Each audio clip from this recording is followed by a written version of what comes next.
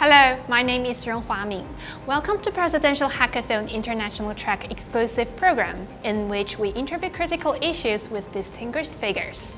This is the last episode with Taiwan's Digital Minister Audrey TANG, who empowers individuals participating in public policy formation through technology to achieve sustainable development goals, which also has been the pole star to Presidential Hackathon. Presidential Hackathon. The hacker spirit is always online. Welcome back, Minister. So 2 years straight, the International Track Challenge theme focuses on climate. In another article after the Summer Olympic Games back in 2021, you mentioned that alignment and accountability are two ideals that you have over digital management. So how would you apply alignment and accountability on climate issues on a global scale? Sure. So I use these two ideas to explain the idea of assistive intelligence or AI. So it's just like my eyeglass. It's aligned to my vision, like literally, and it's not trying to push advertisements that take 20 minutes to close, right, to my eyes. Otherwise, it would be aligned to somebody else. So assistive technology like the eyeglass is fundamentally aligned to the purpose of the people, not the purpose of the technologists, the people who make those eyeglasses. Similarly, if I detect a bias, like my eyeglass gets blurred or something, it's not my fault. It's a mismatch between the maker of eyeglass and my daily use, right? So basically, anyone can take this pair of eyeglass and make repairments to fix it. I can fix it myself after watching some videos online. I don't have to pay for like $5,000 to just get it licensed or to sign an ADA so that I can reverse engineer it, right? It's open by design. It is humble. It respects the people. And so it's a very old idea called appropriate technology that takes the assistive technology metaphor and then apply it to other parts of the technological space. Basically anything that respects the will of the local norm, the local culture, the local people, and the insight and the wisdom of the local people. This is in opposition of a more colonial use of technology, where the maker of technology, maybe in a very different culture, just shapes or disrupts the norms of the place that deploys such technologies. Indeed, in fighting climate change together, we need to respect the wisdom, sometimes very ancient wisdoms, of not just the Tao Te Ching, but the indigenous ways of working across 7 generations to interact with the environment in a fundamentally different way compared to the more recent industrialized way of living. So if we colonize these places using industrial tools, we will never get to harmony with the nature in a way that truly sustains us forward. Instead, we need to empower the people closest to the pain, sometimes literally closest to the flooding, to share with us their wisdoms, their strategies, their local innovations, and as I mentioned, fundamentally to scale their ideas and innovations to spread it around the world so that people in so-called developed places can actually learn to be humble again and work with the earth, with the environment in a way that respects this generational solidarity that is already core of many ancient traditions and teachings. I see, but it sounds like a pretty long progress that we're going to take not only from this generation, but probably the next or the following generations. Yeah, but that's entirely the point. If our current generation said that we figure out the perfect way to do everything, let's just codify it so that our next generation can only follow the rules, we're taking the agency away from our future generations. And a lot of those ancient traditions teach us that a civilization that lasts long usually are humble toward their next generations. So, while you are advocating people-public-private communication and collaboration, the Paris Agreement advocates public-private sectors collaboration and consensus and act together consistently to tackle climate change. So, do you see any common ground on how Taiwan can make a role in taking actions on net zero? Well, we're already contributing a lot, not just on the fundamental research or in the industrial application of better energy storage and use and things like that, but we're also contributing socially. Right, so one of our presidential hackathon domestic track champions, the Circuit Plus, makes an app that lets people see where are the nearby water filling stations or Fengcha stations, as they call it, so that people do not feel the urge to buy new plastic bottles, so that we can cut down the waste from the very beginning. But the Fengcha idea is not originated from Taiwan. It actually came from Maimitsu.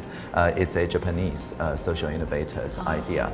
So what I'm trying to get at is that because there is a shared urgency, there is a common goal, it allows very good ideas from a small place in Japan to get noticed by social innovators in Taiwan and add to it Pokemon Go-like gamification layers to make it much more sticky and much more likely that people will return to it. And also our different sectors such as the fueling company or banks or things like that all joined the Fengcha Circuit Plus ecosystem so that they can also get their newest ESG ideas out, innovations out to the people who are more receptive to taking direct actions to contribute toward net zero and so on. So at the end of the day, I call it people-public-private partnership because it's the people, the civic sector, who notice those emerging trends and innovations from across the world because they are the most agile of all and introduce that. And part of the presidential hackathon's promise is that we will find them, the partners within the public sector, the public servants that amplify those norms, and then the private sector partners that would implement those norms in an efficient and effective fashion. When people talk about net zero and carbon emission, carbon finance and carbon taxation sounds inevitably come into the conversation and discussion. Do you think the carbon emission trading is a rational choice out of the conditions of scarcity, or is it a strategy adaptation to current environmental conditions? Well, it's certainly both, right? So it depends on the capacity, first of the state, but also from the civic sector, to deliver the outcomes that respond to such a pressing challenge of our time. If in other jurisdictions we have seen, if the society, especially small and medium enterprises, do not have this capacity to even account for the carbon emissions, let alone cap and trade, then it becomes something that is very difficult for people to accept because it will then require them to invest a lot of things upfront in order to establish such a system. But if, on the other hand, that there is already plenty of capacity at the SMEs and that they share this open ecosystem to make such carbon trading and accounting possible, then the state's role is more strategic. Then we can see that, because this is a shared goal that is global in nature, right? We can actually foster more international, bilateral, minilateral, multilateral relationships based on the existing contributions that we have to this international ecosystem. So whether this is a response, a reaction, or whether this is a proactive strategic work, all depends on whether there's sufficient civic and private sector capacity anticipating this shared urgency. So is there any climate-related cases or projects that made you an impression recently? Sure. I mean, 4 out of 5 of our previous domestic track presidential hackathon champions are working on climate or related issues anyway, right? So last year, there was in the domestic track the Thai Power Corporation working to convert some of the heat that their power plants emit to the sea, especially during the winter, and that they observed that nearby fishing people actually also burn extra energy in order to keep their waters warm, in order to raise the fish, right? So turning these together, it's not just a kind of model of circular economy that turns waste heat into something that's actually productive, but they work with also the biomedical industries to work on the kind of algae technology that can absorb such waste heat and convert that into something that is carbon neutral or carbon negative, but yet have a higher value margin when it becomes something that's a popular health food or something when you go to the market. So just in this very simple brief, right, this very much connects the people, the public, and the private sector toward a model that is replicable, not just to other power plants, but probably internationally as well. And with the full involvement of the Fishers Association locally and the local municipal government, it makes sure that it's appropriate technology that assists the fishers instead of saying that, oh, you have to pay extra to mitigate against the climate changes.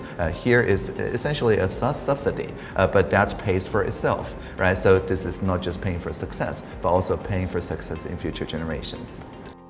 If you can add one more goal to the existing SDGs, what would it be? So a lot of my work has been on SDG 17. So for example, effective partnership, open innovation, reliable data, and so on.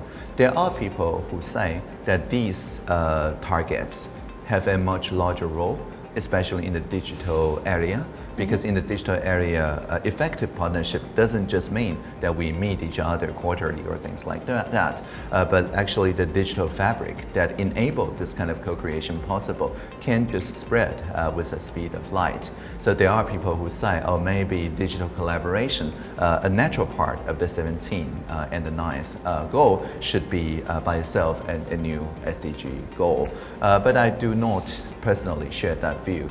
I think the digital is an instrument, is a way, is a new fabric that connects the goals together. So the goals become much more synergistic with one another. It makes cross-goal collaboration possible, but fundamentally, it is part of the 17th goal.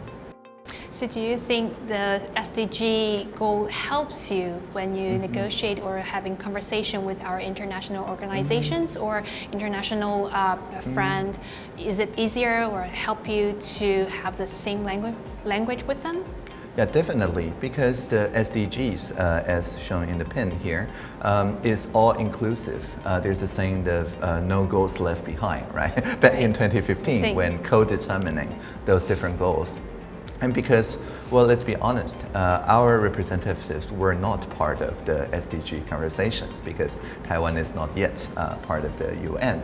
So because of that, we did not participate in the agenda setting. But because it is all inclusive, it suffices for us to recategorize, re-index our existing work. And we find pretty good match.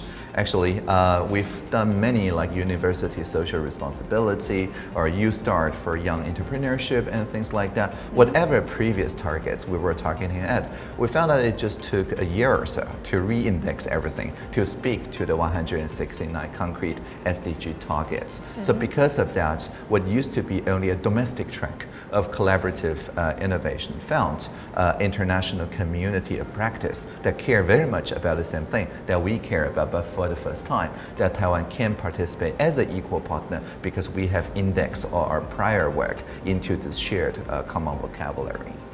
Well, that explains many things. So thank you very much, Digital Minister, and I think that will be all for our interview. Thank you. Live long and prosper. Live long and prosper. Thank you for watching, and we hope this will give you some fresh outlook on how we can collaborate towards a sustainable world together. Thank you for watching the Presidential Hackathon International Track exclusive program. Presidential Hackathon, hacker spirit is always online.